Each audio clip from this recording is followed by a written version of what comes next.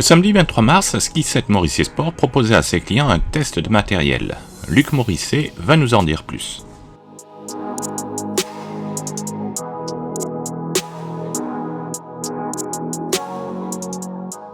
Alors Luc, aujourd'hui c'est quoi comme événement ? Aujourd'hui on a la chance et le privilège de recevoir Anthony de la maison de ski Stöckli qui est venu avec toute la collection 2024-2025 pour que nos clients que l'on a invités pour cet événement puissent tester les nouveaux modèles et éventuellement passer commande. Alors Stöckli c'est quoi comme marque ? C'est suisse, c'est ça ? Alors c'est une marque suisse qui va bientôt fêter ses 90 ans. L'intégralité de notre collection est fabriquée dans notre usine encore en Suisse. On est sur une gamme premium sur l'ensemble de la gamme. Puis on va couvrir un peu tous les besoins des skieurs, du ski performant piste, au ski all mountain un peu plus large, et même des skis un peu piste, un peu plus on va dire sécurisants, confortables. Donc aujourd'hui, tes clients, ils vont pouvoir tester les skis sur piste. On a essayé de faire une sorte de communauté Stöckli à Isola, parce qu'on travaille la marque déjà depuis 2 ans, qu'on en a vendu quelques paires et que les clients sont fidèles à la marque et sont toujours ravis de pouvoir essayer les nouveaux modèles.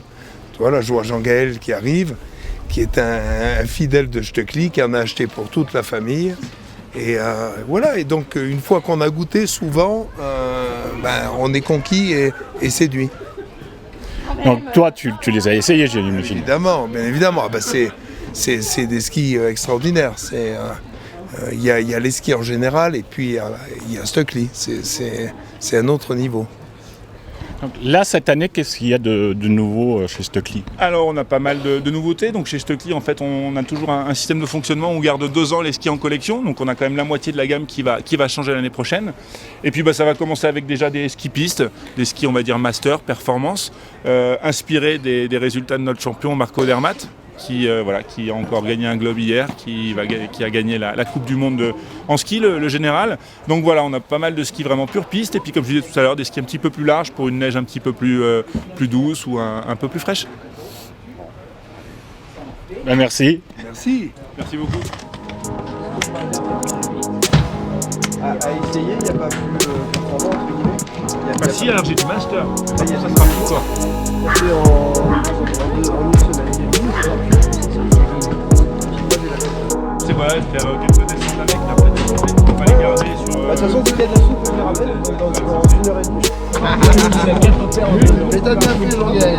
Il faut pas peur.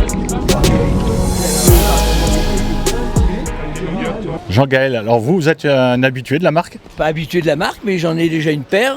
J'en ai acheté une paire pour les membres de ma famille. Et c'est vrai qu'on est tous ravis. J'ai d'autres paires de ski. Mais j'avoue que les derniers, là, les Laser SC, c'est exceptionnel. Donc je fais un essai peut-être pour une 4e paire de ski l'année prochaine. Pour vous, ça ? Ah oui, pour moi. Oui, pour moi. Mes enfants, ils ont ceux-là.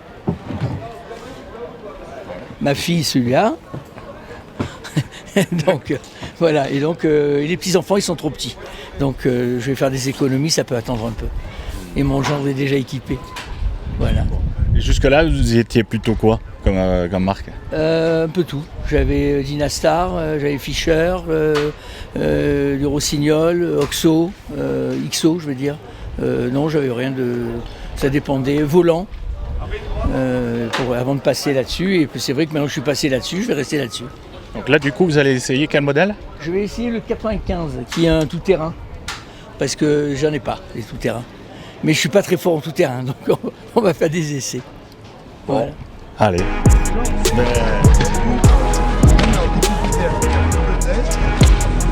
mais je te fais confiance. Là, je vais juste aller monter, parce que c'est expliqué, j'ai mal au cou. Je mets là le feu. Je n'ai pas de faire comme ça.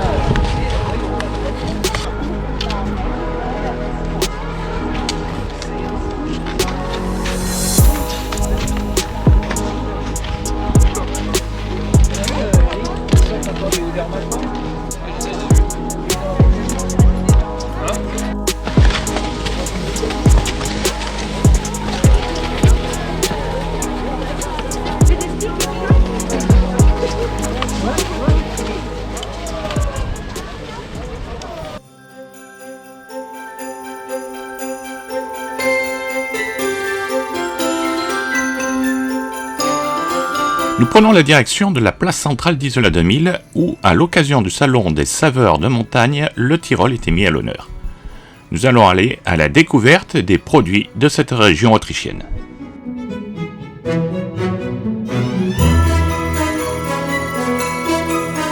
Alors, vous présentez des produits du Tyrol. Voilà, aujourd'hui nous faisons office d'ambassadeur du Tyrol et de ces merveilleux produits de campagne. Alors, qu'est-ce que vous présentez comme produit? Il y a de la charcuterie, là, je vois. Alors, c'est une gamme de produits très variés. Pour cette occasion, nous avons pris les produits les plus connus, principalement charcuterie fromage, mais la gamme s'étend jusqu'à schnapps, gâteaux, confitures, etc. Mais c'est pas possible pour ce genre d'occasion de prendre tout. Voilà, donc on a pris l'essentiel. Alors, vous pouvez nous présenter quelques produits phares? Alors les produits phares que les Tyroliens aiment bien emporter quand ils montent dans la montagne, c'est par exemple ce genre de produit qui est fumé et que l'on peut conserver très longtemps. Il se faisait fumer à l'origine dans les cheminées des fermes. Ici vous avez bœuf, porc. On en trouve aussi avec sanglier ou alors cerf, comme ici. Ça, ce sont des produits classiques qu'on amène dans la poche et qu'on va manger en route. D'accord. Ensuite, vous avez le pain tyrolien qu'on met aussi dans le sac à dos, par exemple. Des produits très pratiques qui se gardent longtemps. C'était un petit peu comme ici, dans les collines, on était souvent coincés. Donc, là, on n'est pas vraiment dans les collines, quand même. Pour nous, à 2000 mètres, on n'est pas dans les collines. Ah oui, d'accord. Dans les grandes montagnes. Le port Tyrol, ça monte jusqu'à combien? Mont Blanc, un peu juste au-dessous, mais c'est les grands. C'est 3006, 3008, il y a de tout. Allez, on continue. Non, ce ne sont plus des collines. Ce sont plus des collines. Après, on a des petites saucisses. Oui, ça, ce sont les Zillertaler. Ce sont des saucisses, ça aussi, parfait pour amener au champ. Ils partaient le matin au champ avec quelques ingrédients. Et vous avez sur les toits des fermes des cloches. Alors c'était l'heure de manger et qu'ils n'étaient pas trop loin. Ils entendaient la cloche et ils descendaient. Mais entre-temps, ils avaient donc de quoi se fortifier. Voilà. Alors là, qu'est-ce qu'on a du jambon? Ici, on continue, vous avez diverses sortes de jambon. Vous avez un produit assez spécial, c'est du cerf. Très maigre, très agréable, très doux, très apprécié. On en a déjà pris la moitié. Ensuite, vous avez les jambons classiques de l'Italie du Nord, donc Tyrol du Sud.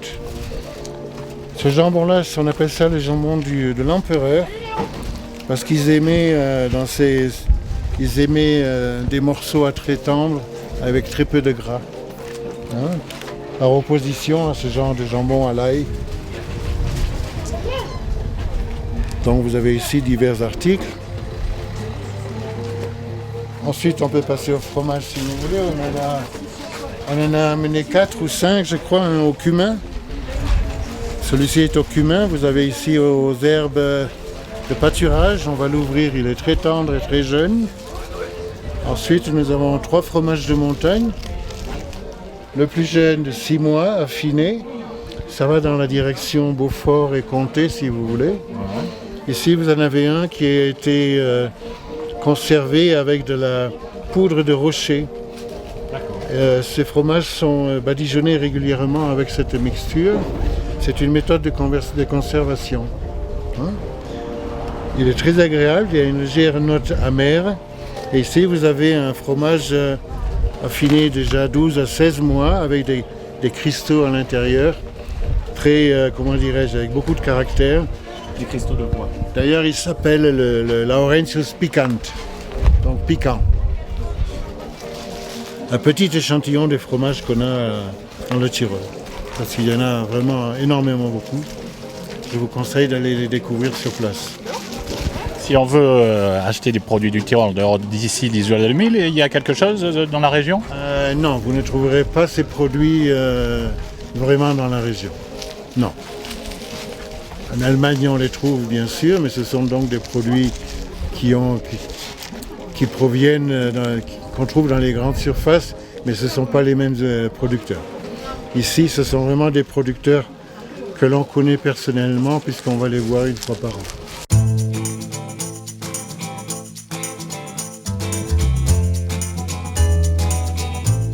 Toujours dans le cadre du Salon des saveurs de montagne, l'association foncière agricole d'Isola avait concocté des desserts emblématiques de la région tyrolienne revisités à la façon isolienne.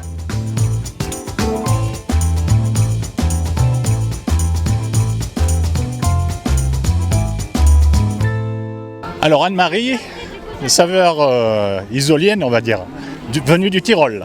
Voilà, disons que cette année on a innové et qu'en ayant invité le Tyrol, on a fait des saveurs isoliennes parce que c'est quand même notre base, mais également quelques saveurs tyroliennes, mais on n'a pas pu résister, donc on y a mis quand même des produits isolés. Donc qu'est-ce qu'on a? Alors on a notre traditionnel gâteau à la crème de marron qui lui est sans gluten puisqu'il n'y a pas du tout de farine, juste de la crème de marron allégée en sucre, des œufs et du beurre. Et pour donner l'esprit tyrolien, on a fait un strudel. Donc le strudel, c'est une spécialité autrichienne avec de la pomme, de la noix, des raisins secs et on a rajouté un peu d'éclat de marron et de châtaigne. On est parti sur un gâteau typiquement autrichien qui est la Sarertorte, la tarte Sacher, qui est donc un gâteau à base de pâte d'amande, de chocolat, qui est farci avec une purée d'abricots secs, une ganache et que l'on a agrémenté également de la crème de marron isolienne. Donc en fait on est à une Sarertorte revisitée à l'isolienne. Et pour continuer à déguster la crème de marron, nous avons nos traditionnelles petites crêpes à la farine de châtaigne et à la crème de marron d'Isola. Voilà. Merci. Merci à toi. Bonne dégustation. Je pense que tout le monde va apprécier.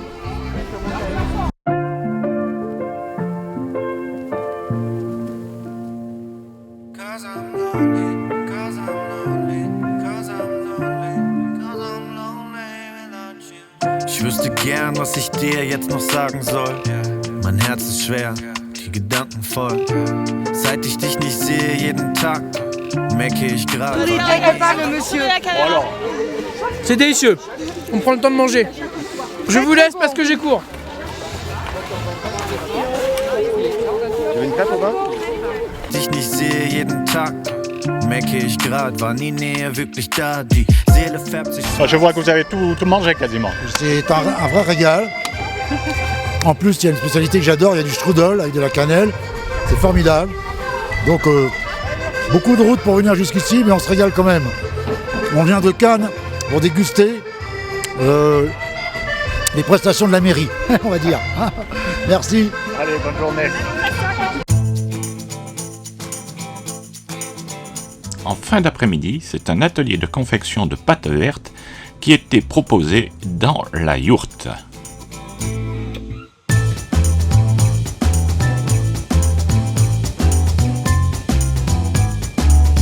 Alors Christiane, Oui. atelier pâte verte. Exactement. Alors, je vais vous donner la recette. C'est 500 g de farine. C'est environ 200 g de blettes bien hachées, 2 œufs et un peu d'eau. Et après, c'est le coup de main. Voilà. Alors.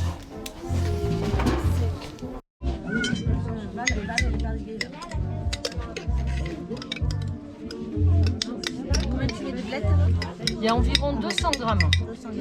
Il est bien haché, voilà, et bien essoré, bien égoutté. Voilà, et les 2 œufs. Je pense. Vous avez encore faire comme vous, Nathan? Là, ils en ont. Tous ceux qui sont les salades. Alors quand tu es à la maison, si tu as un bol, tu mets tes œufs dans le bol et tu bats bien les œufs comme une omelette. Bon là, on le fait. Voilà, pendant ce temps, les autres ils pèsent la farine.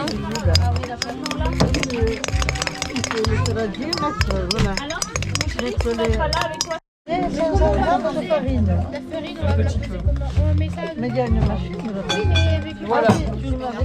À l'œil, à peu près ça. Voilà. Est-ce qu'elle a mis? Elle a encore 2. Oh là là, impeccable. T'as vu ça quand même, cette Allez, ça je le donne à la dame. Vas-y, prends ton saladier.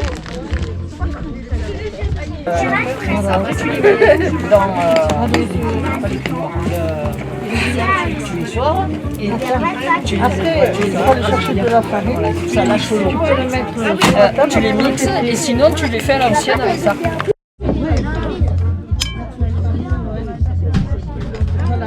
Il y a dans la farine, là, il faut le passer d'abord. Et après, tu peux travailler pour toi. Voilà, il y a la main. Ouais. Et voilà, vas-y, tranquille. Elle arrive bien. Elle est belle. Ah ouais, elle est pas mal. Voilà, peut-être que le morceau il était un poil grand, mais ça fait rien. Je refarine un petit peu. Enlève tes doigts. Donc vous partez sur des pâtes classiques. Pâtes classiques, on n'a plus de blettes, nous. On est punis parce qu'on est deux hommes. Pas de blettes. Mais ça va être aussi bon. Ouais, ça va être bon. Ça va être très bon. C'est bon là, Continue, il faut pas que ça colle, hein, je crois. Bah, ça colle pas là, je crois. Ça colle là. C'est faire avec les mains, je crois, non? Là, ça colle. Avec les mains, il faut y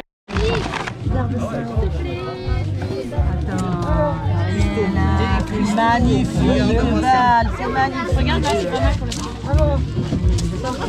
Trop beau, Val. Voilà, là, j'en ai en effet de faire des pâtes. Ça commence à... C'est pas beau, ça? Moi, je vous laisse faire, hein. Voilà. Mais après, on les met où? Ah oui, les taillatelles, elles ont fait les taillatelles, tout va bien, c'est super. Sauf qu'elles ont oublié un truc, c'est qu'il faut fariner. Sinon, au bout d'un moment, ça va coller.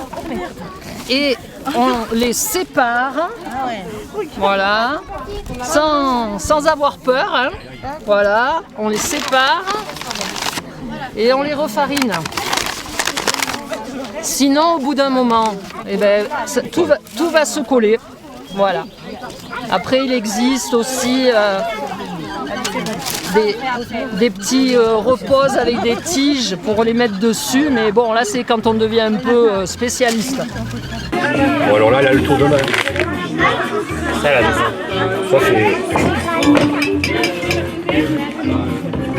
ça c'est du pétrissage. Là, je vois qu'il y en a qu'un qui travaille. Ah, mais moi, j'ai pesé. Donc, c'est une grosse responsabilité, en fait, de peser, parce que c'est au gramme près, la farine. Et après, il a fallu en rajouter, donc j'en ai remis derrière, voilà. C'est quand même un rôle important. Et là, après, je pense qu'on va faire un tour de rôle pour passer à la moulinette. Mais elle est belle, hein?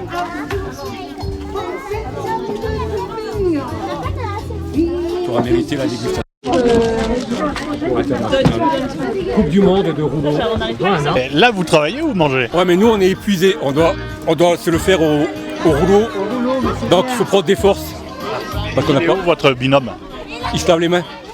Non, mais on va rouler à tour de rôle, là. Mais il faut prendre des petites forces, parce que là, c'est une grosse tâche qui nous attend.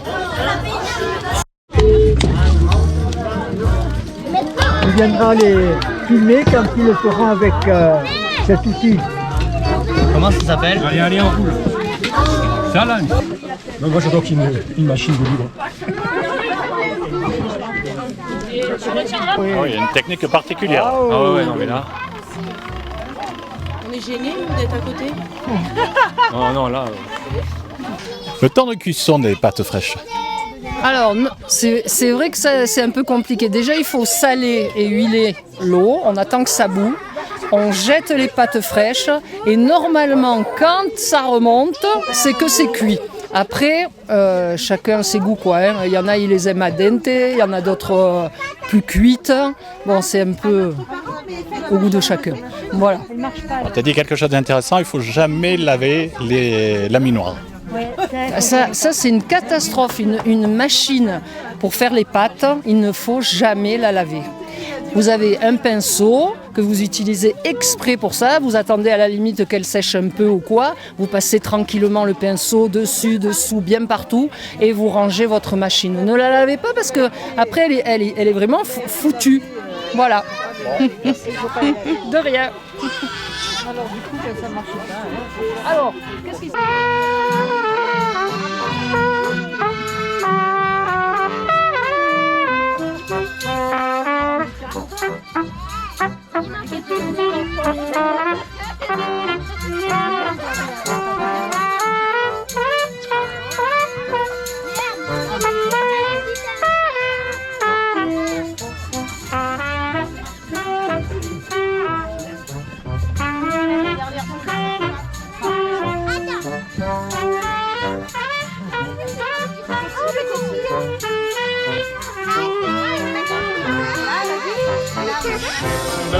Glaub mich so jung wie heute.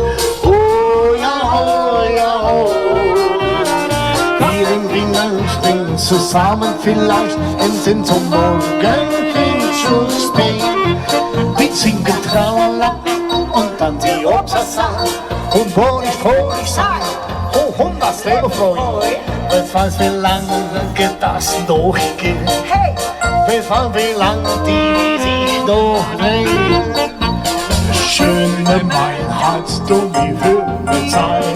Oh ja, oh ja, oh. Das Savitri-Han, bitten mir die König da. Oh, bitte, oh ja, oh ja.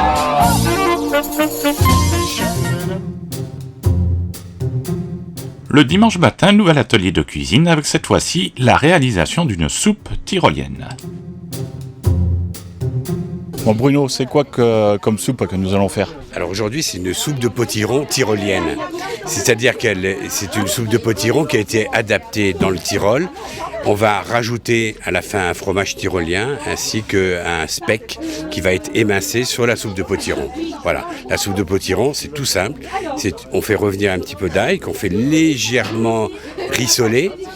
On rajoute une fondue d'oignon et ensuite on met le potiron à compoter tout doucement et on le mouille, si vous voulez, avec un bon bouillon de volaille bien corsé, avec un petit peu de laurier. Et ça, on laisse cuire pendant 1 heure environ, de façon à ce que tout soit bien compoté. Et on ajoute de la crème et on passe au mixeur. Et à la fin, quand la soupe est bien mixée, bien onctueuse, on rajoute les petits éléments dessus avec des petites graines de courge grillées, avec du speck et avec un petit peu de fromage tyrolien. Voilà. C'est très délicat la courge, parce qu'il ne faut pas se couper. Et c'est vraiment un truc où on peut se couper violemment. Ah ouais, oui. Donc, Le couteau, il coupe beaucoup là, non? celui-là? Ah ouais, c'est les couteaux japonais, ça. Ah oui. Donc on la prend comme ça, on suit les nervures de la courge. Là. Et on le coupe assez petit pour enlever la peau. Autrement. Par contre là, attention.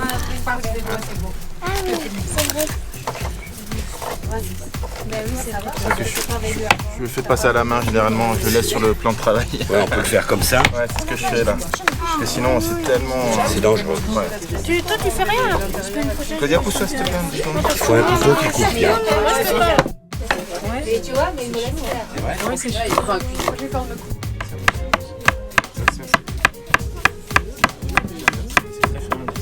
Oui, là, je coupe fin, mais c'est juste pour faire voir comment on coupe fin. Voilà. Si tu fais pas aussi vite. Oui,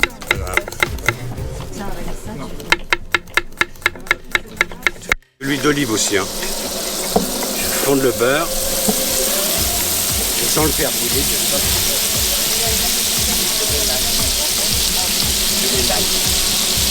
Et ça c'est important parce que là il doit rissoler un peu. C'est ça qui va donner le goût quoi. Parce que c'est une soupe toute simple mais on peut la faire bien et on peut la faire mal. Faut voir. Et pour la faire bien il faut essayer de développer tous les goûts. Donc l'ail en le faisant légèrement rissoler, ça va lui apporter beaucoup de goût.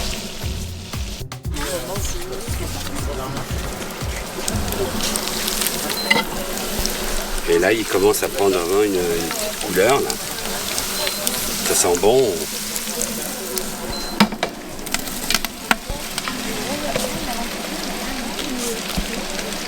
Voilà. Et là, on va faire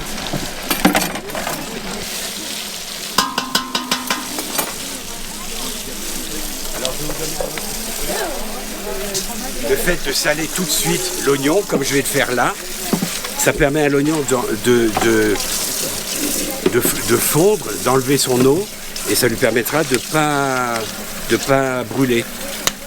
Voilà. C'est tout bête. On sole un petit peu. Voilà.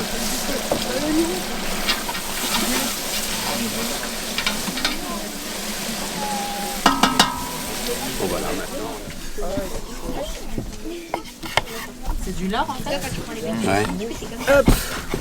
Et d'ailleurs, ce lard on va le mettre là-bas. Je Ça sais va pas. apporter.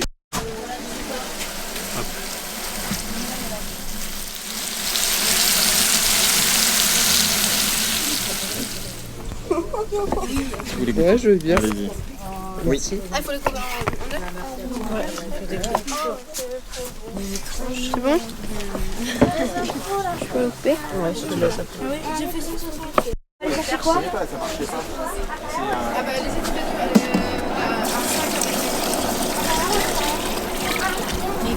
Bouillon de volaille, hop.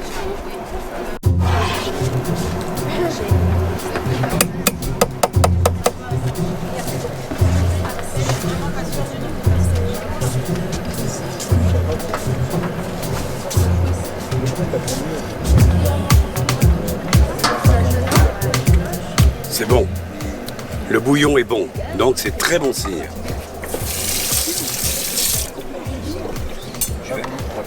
Ouais, je retire tout pour pas les mixer tout en même temps. Donc je cherche le gras et le laurier.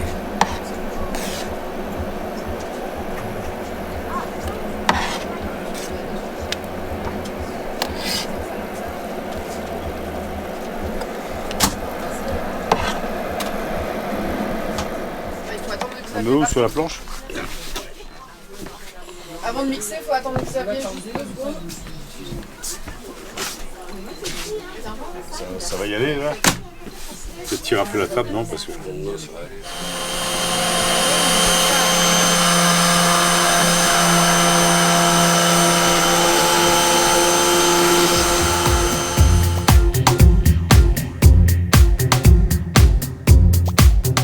Place maintenant à la dégustation.